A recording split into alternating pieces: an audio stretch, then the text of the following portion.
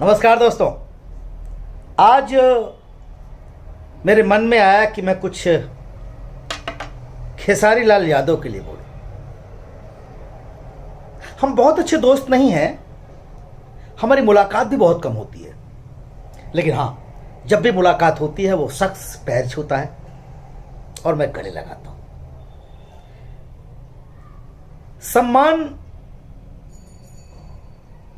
हमारे दिनेश लाल यादव निरहुआ सब सम्मान करते होंगे, लेकिन सम्मान में जो सबसे पराकाष्ठा है, किसी का भी हाथ जोड़ लेना, प्रणाम कर लेना। निरहुआ जी हुए, खेसारी जी हुए, ऐसे तो अब सम्मान भी जब अगला आदमी सम्मान देगा, जो जैसा सम्मान देता है वैसा सम्मान पाता है। अभी तो चिंटू है, गोलू है, ये बच्चे कहीं भी मिलते हैं, किसी के सामने भी पैर छू लेते हैं, मेरा गले लगा लेते हैं, लेकिन अब जरूरी थोड़ी सबका पैर छुए हो, ये अलग मुद्दा हो गया। लेकिन अब मैं बात यहां सिर्फ खेसारी का कर रहा हूं। तो खेसारी जब भी मुझे मिले हैं, दौड़ कर आकर के पैर छुआ, भाई, भैया, भैया। मुझे याद है उस शख्स के बारे में, मैंने एक बार एक गाना देखा टीवी पर, मैंने दिनेश जी को दिखाया, हमने कहा दिनेश भैया ये कौन सिंगर है, बड़ा गजब नाच रहा है। तो दिनेश जी ने कहा कि बिहार का कोई सिंगर है भैया, इसका नंबर निकालिए। तो अपनी किसी फिल्म में, हम लोग औलाद फिल्म या कुछ हो प्लान कर रहे थे, तो उसमें इस लड़के से ना हम लोग एक गेस्ट अपीयरेंस सॉन्ग करवाएं। किसको पता था कि जिस लड़के के बारे में हम लोग ये सोच रहे हैं कि वो लड़का गेस्ट अपीयरेंस करे, वो आगे चल करके क्या कर जाएगा।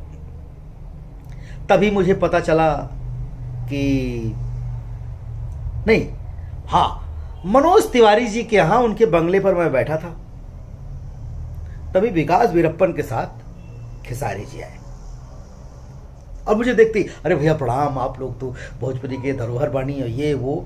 मैंने कहा यार ये लड़का तो बड़ा हैंडसम लग रहा है, चैन वैन पहने हुए स्टाइल में। बोले भैया मैं जो है एक्टिंग में कोशिश कर रहा हूं। वहां मुलाकात हुई और उस मुलाकात के बाद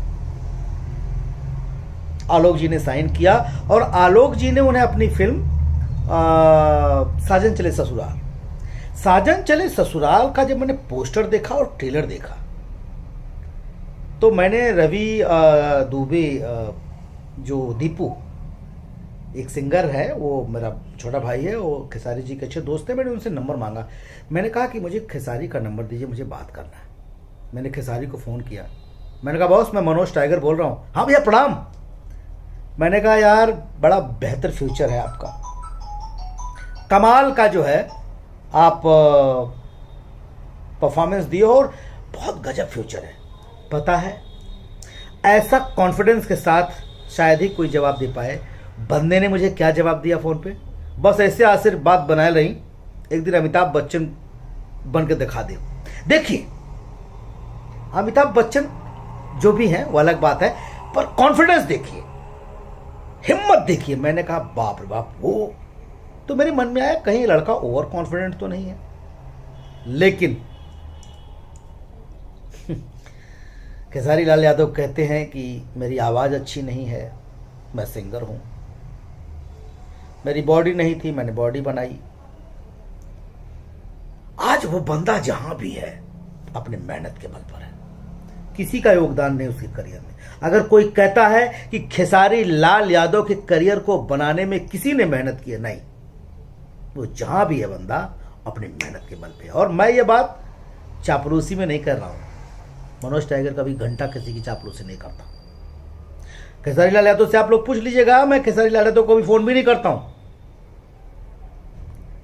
प्रोड्यूसर आया, साइन किया, अच्छा रोल हुआ तो किया, नहीं तो नहीं किया। लेकिन यह मैं छाती ठोक कर कहता हूं कि वो कर्म योद्धा है, जहां वह अपने बल पे है। मैं एक वाकया बता रहा हूं, मैं अभी बाप जी फिल्म कर रहा था, बहुत सारी सिचुएशन ऐसी आती थी जहां लगता था कि बाप डाउन हो रहा है। वो बंदा मुझसे कहता था कि भैया बाप जी है तो बाप जी को थोड़ा स्ट्रांग होना चाहिए। अब वो चाहे मन से कह रहे हो चाहे नहीं कह रहे हो, लेकिन उस फिल्म को बनने में खेसारी ने बहुत सपोर्ट किया। मेरे रोल के साथ कभी उन्होंने छेड़छाड़ी नहीं की। वो बंदा इतना, मैं एक सबसे खास बात है उस बंदे के अंदर कि बर्दाश्त करने की क्षमता की पराकाष्ठा है। जहां कई सिचुएशन ऐसी आई है जहां लोगों ने बदतमीजी करने की कोशिश की। एक सेट पर हम थे जहां पर कुछ लोगों ने बदतमीजी की, लेकिन इतना पेशेंस, इतना धैर्य दिया। मैंने पूछा था एक बार कि यार बिग बॉस में गए तुम, वहां जो बोलते रहे, बोला भैया वहां पे वो लोग चाहते थे कि मैं बदतमीज बनूं, मुझे बदतमीजी तो मेरे ब्लड में ही नहीं है, मैं बदतमीज कैसे बन सकता हूं। एक बार मैंने खेसारी लाल यादव से कहा कि भैया ये गाने वाने ब्रो जो गाते हो सब लोग, इस पर थोड़ा सुधार करिए। हाँ भैया किया जाएगा, अच्छा गाना कहा जाएगा। सही बात आप कह रहे हैं, नहीं एकदम सही कह रहे हैं। हम लोग बातों को सुनना और उस पर अमल करना, कम से कम सुनता तो है। मैं कभी कोई बात चिंटू को गुस्से में बोलता हूं, निरहुआ जी को गुस्से में बोलता हूं, गोलू को गुस्से में बोलता हूं। ये हमारे स्टार ऐसे हैं।